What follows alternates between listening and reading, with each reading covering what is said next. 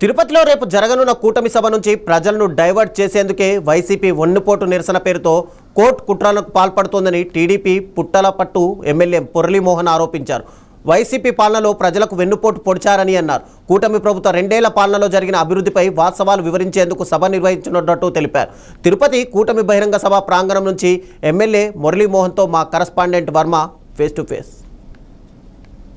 అభివృద్ధి సంక్షేమం నమ్మకం పేరుతో తిరుపతిలో రేపు కూటమి ప్రభుత్వం 2 ఏళ్లు పూర్తయిన సందర్భంగా భారీ బహిరంగ సభ సిద్ధమవుతోంది. దాదాపు 50 ఎకరాల్లో 30,000కు పైగా సభ వీక్షించేలాగా భారీగా ఏర్పాట్లు కూడా చేస్తున్నారు. ఇక సభకు సంబంధించిన ఏర్పాట్లపై మనతో పాటు పూతలపట్టు ఎమ్మెల్యే మురళీమోహన్ గారు ఉన్నారు. వారిని అడిగి తెలుసుకుందాం. సార్ చెప్పండి, 2 ఏళ్ల కూటమి పాలన అనంతరం రేపు ఈ సభ ద్వారా ఏం చెప్పబోతున్నారు?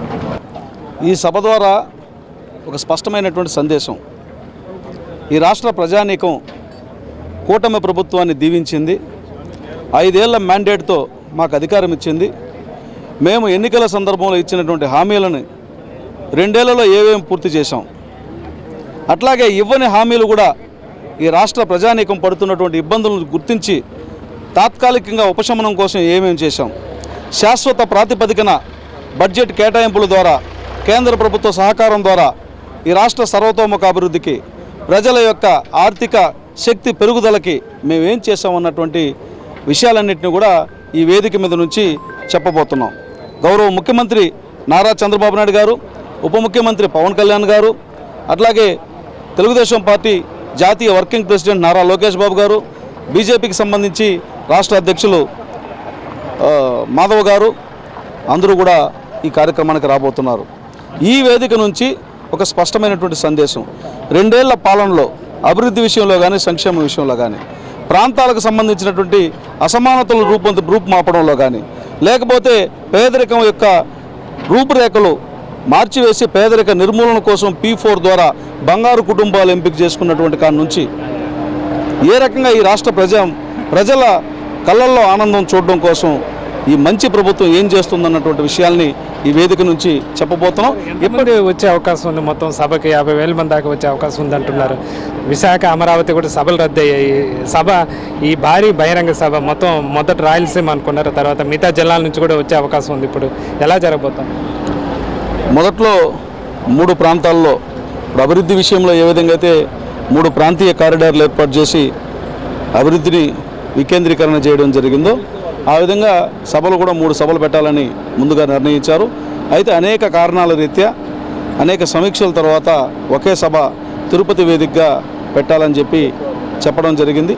తిరుపతి వేదికగా సెంటిమెంట్గా కూడా ఇక్కడ నుంచి ఒక మంచి సందేశాన్ని, ఒక మంచి సమాచారాన్ని చేరవేయడం అనేది మంచిదన్నటువంటి ఉద్దేశంతో 3 ప్రాంతాలకు సంబంధించినటువంటి సమావేశాలు రద్దు చేసి ఒకే చోట ఈ సమావేశాన్ని ఏర్పాటు చేయడం జరిగింది. ఈ సమావేశానికి సుమారుగా ఒక 60 నుంచి 70,000 దాటి వచ్చే అవకాశం ఉంది. ఎందుకంటే మొదటిసారి ఇలాంటి సభ నిర్వహిస్తున్నాం 3 పార్టీలు కలిపి. 3 పార్టీలకు సంబంధించినటువంటి కేడర్ అంతా కూడా ఉత్సాహంగా ఉన్నారు ఇక్కడికి రావాలన్నటువంటి ఆలోచనతో. ఈ విజయోత్సవాన్ని, ఈ 2 ఏళ్ల యొక్క పాలన తరువాత కలుసుకోబోతున్నటువంటి అందరూ కూడా, కుటుంబ సభ్యులందరూ కూడా ఈగర్గా వెయిట్ చేస్తున్నారు. అందరూ భారీ సంఖ్యలో వచ్చే అవకాశం ఉంది. ఇంత అని చెప్పలేం, కానీ అంతకు మించే వచ్చే అవకాశం. మీరు విజయోత్సవ సభ చేస్తున్నారు. ఇదే సమయంలో వైసీపీ కూడా వెన్నుపోటు అంటూ కూడా వాళ్ళు ఒక 2 ఏళ్ళు ఏదైతే ప్రభుత్వానికి 2 ఏళ్ళు వెన్నుపోటు కార్యక్రమం అంటూ కూడా వాళ్ళు ఒక కార్యక్రమం అయితే చేపడుతున్నారు. అంటే ఇదే సమయంలో రేపు 12వ తేదీ ఇదే సమయంలో తిరుపతిలోనే 5,000 మందితో నిరసన చేపట్టడం ఎలా చూడాలి? ఒకవేళ వాళ్ళు పోటీగా కౌంటర్గా చూడాలా, ఎట్లా చూడాలి? వెన్నుపోటు అంటే ఏంటి? ప్రజలు మీకు ఓట్లు వేయకుండా చేత్కరిస్తే వెన్నుపోట, ప్రజలు మిమ్మల్ని గెంటేస్తే వెన్నుపోట, ఇంకా పక్కపోట్లు, ఈ పోట్లు అలవాటు అయిపోయి కార్యక్రమం పేరు పెట్టుకోవాలంటే కూడా ఏం పేరు పెట్టుకోవాలంటే పోటీనే పెట్టుకోవాలని వెన్నుపోటు అంటే ఎవరిని వెన్నుపోటు పరిచారు? ఎమ్మెల్యే మురళీమోహన్ చెప్తున్నారు. రేపు సభకు సంబంధించి కూడా భారీ ఏర్పాట్లు చేస్తున్నామని, 60 నుంచి 70,000 దాకా హాజరయ్యే అవకాశం ఉంది. దానికి తగ్గ సౌకర్యాలు కూడా చేస్తున్నట్లుగా చెప్తున్నారు. అయితే ఇదే సమయంలో వెన్నుపోటు పేరుతో వైసీపీ పోటీ సభలు పెట్టడం పట్ల ఆయన విమర్శిస్తున్నారు. ఉద్దేశపూర్వకంగా వైసీపీ నేతలు రెచ్చగొట్టే ధోరణితో వ్యవహరిస్తున్నారంటూ కూడా ఆరోపిస్తున్నారు.